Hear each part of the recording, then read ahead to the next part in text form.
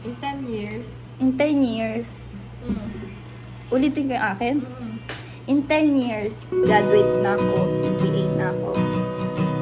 May bahay na ako sa, may bahay. May condo na ako sa Manila. Tapos meron akong fiancé na matangkad, okay, mayaman, financially secured.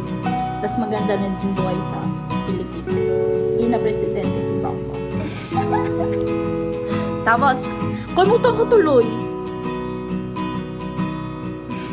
Bibilang ko ng bahay at lupa si Mama sa Batang kasi hindi nila makikita yung mga taga-bayanan.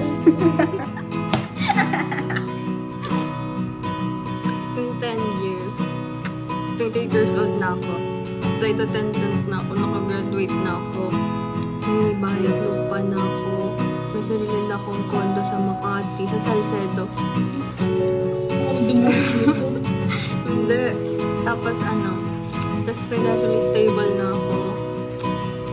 Wala na lang po problemahin sa mami kung hindi gumastos ng pera. Tapos, Hindi niya alam kung saan dito. tapos may kotse na ako, may motor na ako. Nabil ko na lahat na gusto ko, nakapag-travel na ako saan-saan. Tapos si Austin yung endgame ko.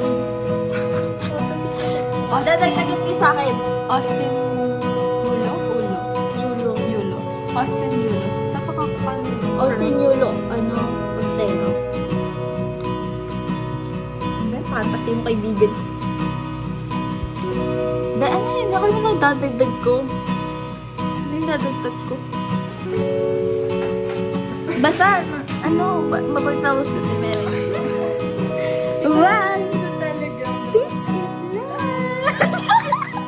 Napigil na. Meron pang tas makapunta ako ng Vietnam.